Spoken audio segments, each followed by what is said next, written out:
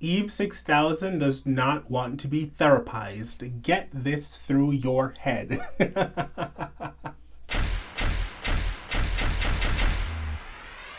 It's a new day in the workroom. Before I get into this video, guys, don't forget to go and check out my interview with Suki Doll. She was eliminated last week from Canada's Drag Race. She was an absolute joy. And also, don't forget to like, comment, share, and subscribe to my channel for more videos just like this one. And if you want exclusive stuff that's not on this channel, go over to my Patreon. The link is in the description below. Let's get into this. I was hoping for a win, but I know the talent that Cynthia portrayed, and it's undeniable. My runway was better though. I think that last week's win was very justified. Cynthia killed the Snatch game. A lot of people in the comments were not pleased with a lot of the performances from this season's Snatch game. The Snatch game is a hit or miss thing. It's iconic with Drag Race mainly because it misses so many times. And for the few times when it does hit, it hits real hard. Out of the 100 seasons of Drag Race all over the world that we've had, probably 3 or 5 of them at most had a great cast of girls that were all good, or majority were good. So it's not that big of a deal for me. Let's just say that train's not going into the tunnel dry now, guys. You need to know your differences in lube. Know between your water base and sensitive touch and your silicone base. Vaginally, a little bit of H2O. Anally, a little bit of silicone. This mini challenge is bonkers, okay? The girls have to get in quick drag, which I love when they get in quick drag because it's funny. They have to do a sex education type thing. When I tell you, when Kimora came around that corner, I died. It reminded me of Raven Baxter pretending to be her mom. Disney reference. I loved them. They were really good. Cynthia Kiss and Geometric, they were crazy. That accent that Cynthia Kiss was doing, I don't even know what. Was that a Boston accent? I don't know. I don't know what accent it was, but it was really funny. And Geometric as the banana, hysterical. It was very graphic. They told you how to put it on and put it in. So they win the mini challenge, rightfully so, I guess, because they went all in. You've each won $1,000 in cash and $500 worth of pleasure products from Trojan. I just love how Canada's Drag Race keeps giving these girls money.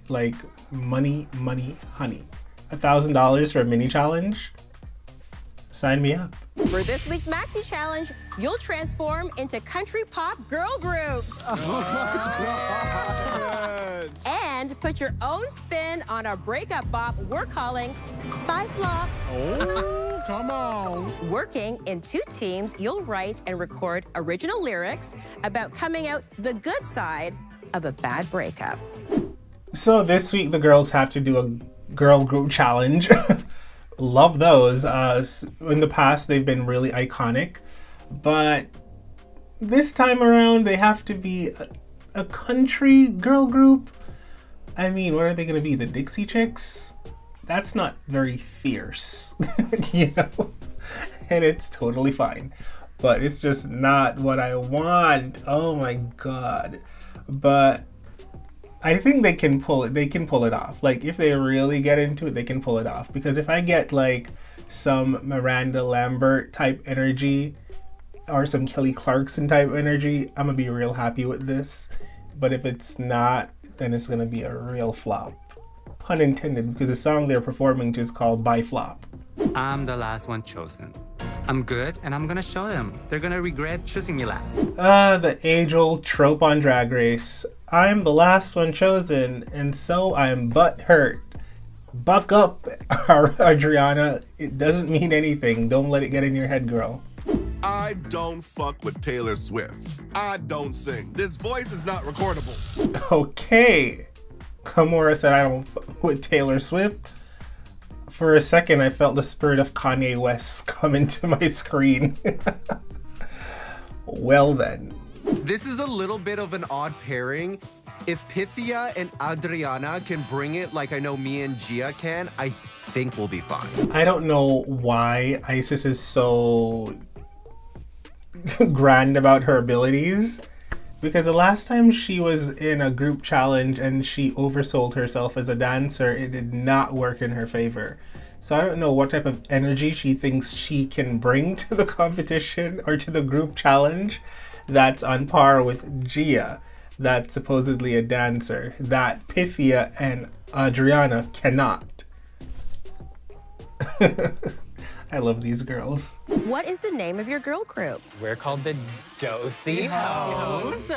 I love it. Josie Ho. I'm very excited for the Dosey Hoes because I like a lot of the girls in that group. I like all the girls, but the girls in this group, they're big personalities, and so I'm excited to see what they're gonna do. Are they gonna like rise to the occasion, or are they gonna, you know, flop? Who do we have here? We are the Giddy Girls. Yes. Cute. Are you happy with your group? I'm so happy. It's liberating to not have any of the Brat Pack girls with me. Okay, the Giddy Girls, I don't know what energy I'm getting from them. They say giddy, but I don't see that energy yet. And I know I'm just asking for so much right now because they're literally still in the workroom. What I thought was interesting is that Gia said she's happy that she doesn't have any of the Brat Pack girls in her group. I think that's a good idea as well, because when it reminds you of like season 5 of RuPaul's Drag Race, where Alaska was friends with like Detox and Roxy Andrews. Sometimes when you have big, really tight bonds and you're in a competition, it can play to like, it can be the reason you go home. So it's good to take a step away from them, forge your own path without them, because at the end of the day, it's a competition and only one of you can win. Do you like country songs? I do. A lot of people don't realize that country music has a lot of roots in the Black culture. Oh, really? Same thing with rock music. All of that stems from a lot of Black greatness. It's so nice to know that. I didn't know. Thank you. Yeah. All right, Kimora, for always educating the children on Blackness and where things actually originated from. Yes, she's correct. Country, rock and roll, it stems from Black people. It's a thing. Look it up. My younger brother is my drag daughter. What? Yeah. I used to like sneak him into the clubs to carry my bags and stuff. And he was always like in awe. So once he became legal, I put him in drag. And he's like, I want you to be my drag mom. And I was like, He has literally been with me through this whole entire drag journey. Okay, this is just the cutest story ever. Isis's little brother in real life is her drag daughter. Isn't that just precious? Like, really? I'm looking at their photo right now, like her name's Savannah, and she is gorgeous. Gorgeous. They're stunning. I mean, if there is a challenge to like make drag family resemblance, I'd be like, can y'all call my brother who's actually a drag queen? Because that would help me out real good here. Yeah, they are a really good looking set of sisters. When people hear that my dad is gay, the jump assumption is that it must have been very easy. You know, how lucky to have a queer father understand their queer son. That has taken time, and I would be lying if I were to say it's all flawless. Cynthia's dad came out of the closet around the same time she was coming out of the closet. What a freaking journey to go on.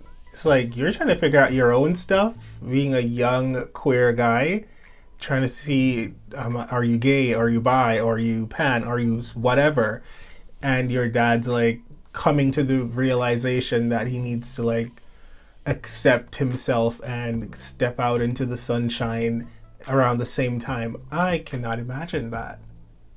That's freaking wild.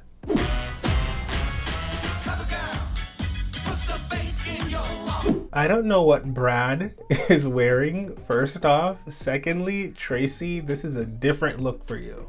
Very different. Thirdly, Brooklyn shitted on this stage on this day. This print with this neon green yellow moment with the earrings, the corset, the shoes, and the updo. It's perfection.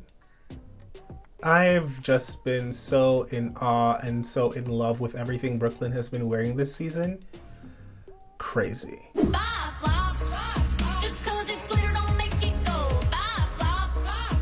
The Giddy Girls performance.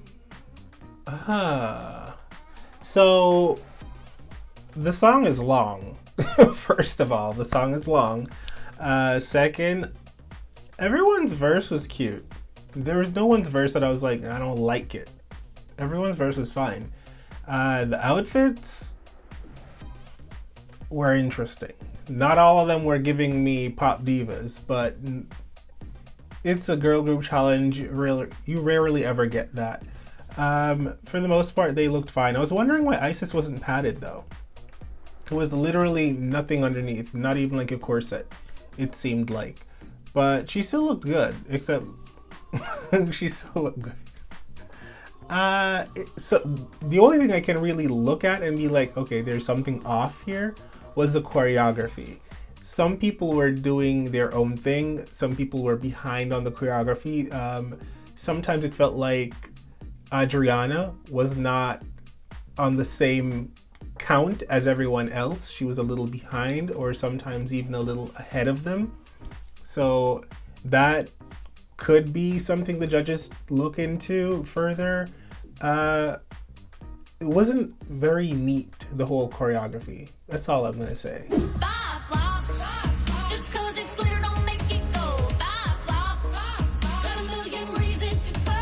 Watching the Dozy Hoes, I feel like they were a little better than the other girls, I must say.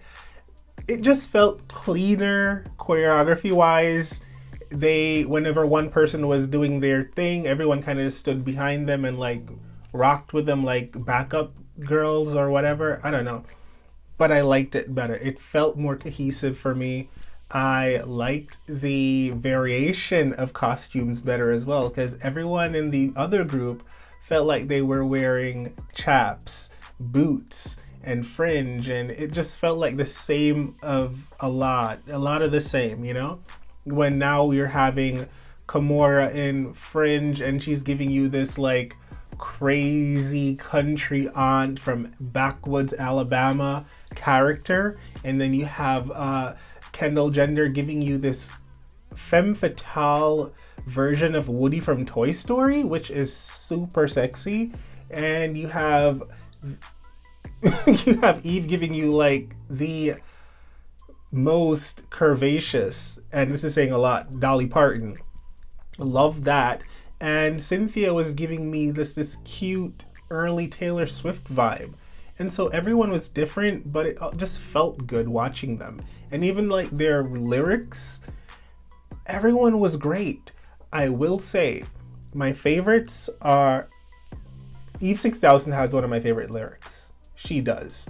And I love Kimora's. When it came to Kendall Jenner, what I was afraid of, it actually came to fruition because it didn't feel very cohesive on the beat, what she was doing. And I honestly thought Cynthia's verse would have slapped harder than it did. Category is Monochromatica, futuristic pop princess. She looks freaking bomb. Adriana is doing the damn thing on this runway. It's like, I love this. I love the mask. The fact that she even went as far as adding the red line around her face so subtly, where it's like, you know, if you have the mask on for too long, it marks you. I thought that was so smart. The microphone is bedazzled to freaking Jupiter. The outfit's freaking stellar. I would say I hate the choker, but she's serving Ariana Grande, and she gives choker vibes. Like, not choker vibes, not that, but she likes to wear a choker. Oh my god. So I get it. It's on brand for what she's going for, and it's great. I love this look. I love this Isis Couture look. Head to toe, the gold is really good. I think it's great on her. The only part that's weird for me is that train that's on one side when she turns around, it's like, wait, why is it hanging from one side of you, and why is the train so skinny? Like, the train, you're so tall. So I'm happy. I'm very pleased that the train touches the floor, because the boots, the moon boots, give you like another feet of height, you know?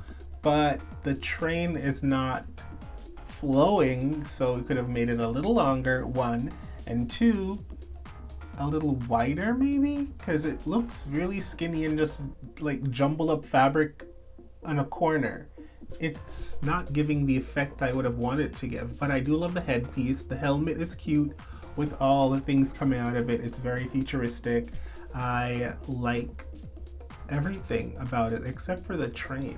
Pythia in this jellyfish look is sending me. It's very interesting, and it's very Pythia.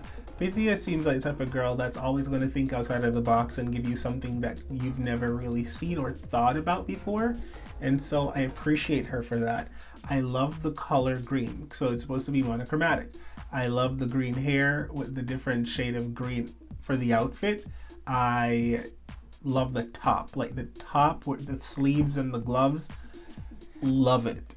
The skirt, because of the material, I think that's organza or something. Because of that, it's not my favorite, but I get it because you're looking to go, you know, the jellyfish route, and it does read jellyfish, so smart.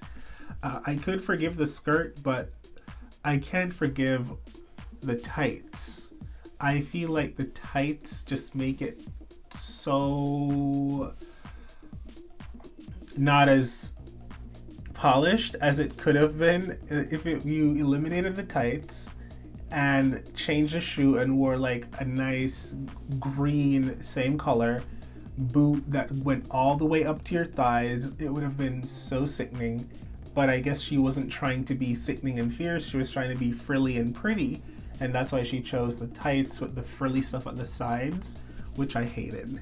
The stuff on the sides, because I'm like, it's not on its own. It's not the pant on its own, so it's not like it's giving you an illusion of more hips. It's like you have a big skirt over it, and then you have the tights underneath with the frilly stuff on the sides. It's just like adding volume on top of volume on top of volume, and it's not necessary. Okay, Gia is freaking. This is great. This is great. I am having a newfound like obsession with Gia. Each week she's showing me that she is not the one to be played with, but she is the one to beat. I love this look, head to toe. It's so well thought out and well executed. I love the cutouts of the cat suit. It's so hot. I love all of it. The nails, everything, the little headphone, all the details, every single thing. I even like the bits of green and yellow that she decided to throw into the makeup mix for this purple look, because it breaks it up a little. I think this is just so freaking well done. Okay, Gia, I see you. And I'm living.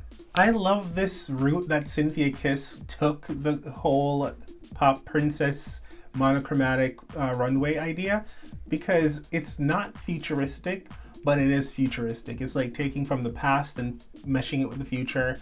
I think the top is so freaking special.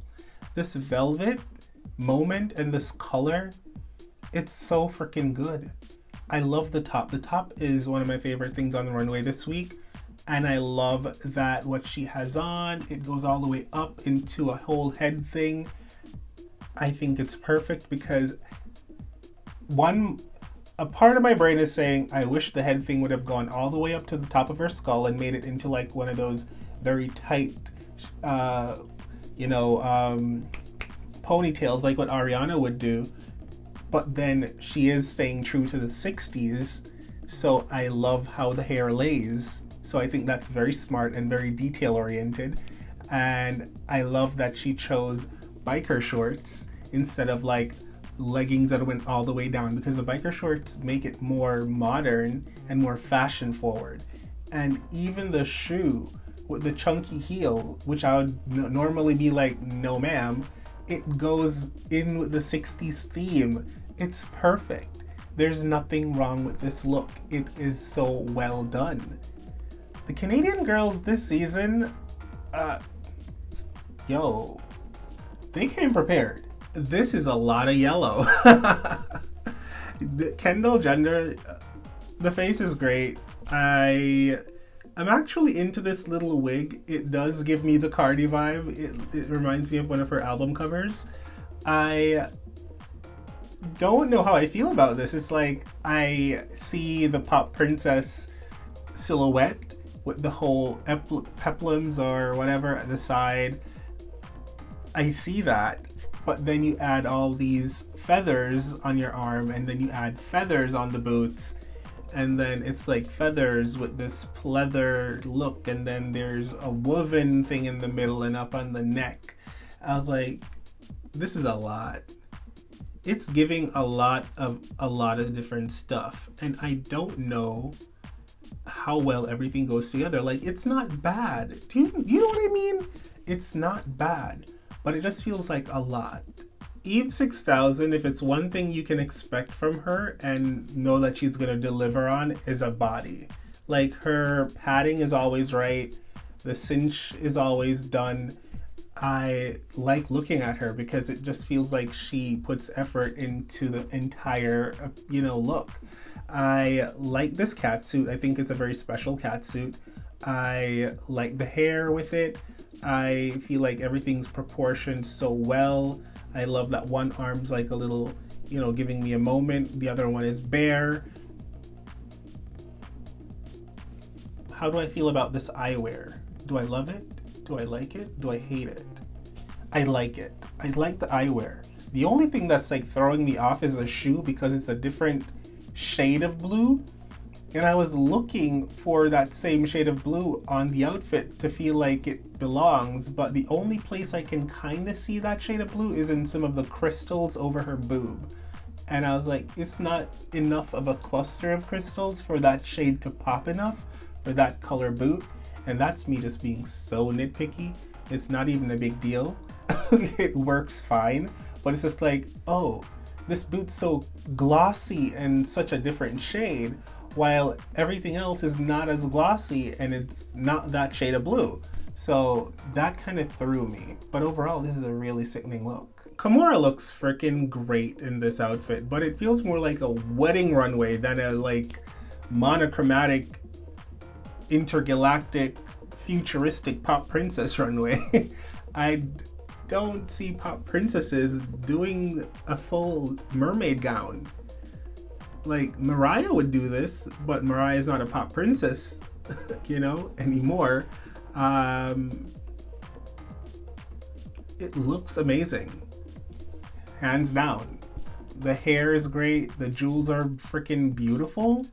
The dress is amazing. It's a great look. But for the runway, I just don't understand. Giddy girls, you are the winning team. Yeah! Well, I did not see that coming because I actually thought the complete opposite. The complete opposite. Woo! It's a good thing I'm not a gambling man because I would have lost my shirt. Gia, you're safe. Thank you. Just kidding! Congratulations! You are the winner of this week's challenge! I don't know who Brooklyn thinks she is, but bitch, this is not punked, okay? You don't do that. I know, girl, but dwelling on it. Well, I'm not dwelling on it. A little bit. No, I'm not dwelling on it. I'm being asked about it and I'm talking about it. Don't therapize me right now. I'm not interested in a group therapy session every fucking week. Eve 6000 does not want to be therapized. Get this through your head. Listen, this type of show and this type of format is not for everyone. And I don't know if Drag Race, the show, is where Eve 6000 is going to thrive, okay? Because to thrive here, you have to take a lot of knockings and like spin that negativity and those like critiques that you get from your peers and the judges and turn it into gold each week. And you can tell Eve is a personality that when you say something to her, she analyzes it and sometimes overanalyzes it. And I'm not here to therapize her, so I'm gonna shut up. Oh my goodness. Cynthia Kiss, I'm so sorry, but this means you are up for elimination. I'm sorry, my dear, but you are up for elimination. Cynthia Kiss, Shantae, you stay. Thank you, guys. Well, there you have it. Cynthia Kiss stays in the competition. Eve 6000 sachets away. Well, this was a really fun episode. This went nothing like I thought it would have. And yeah, that's how the cookie crumbles. Guys, if you have any questions you'd like me to ask Eve 6000 when I speak with her for her interview, please put it in the comments below and just say question for Eve, and I will scroll through tonight and I'll look at them and I will try to ask her as many as possible. I love you so much for watching. Don't forget to like, comment, share, and subscribe to my channel. Go over to my Patreon if you want exclusive content like me actually reacting to the lip syncs. It's great. Until next time, bye. Hey beautiful humans, you've made it this far in this video. Why not subscribe to my Patreon? You can sign up for exclusive content I don't post on YouTube, or support me making content for this channel. Speaking of, why don't you watch another video?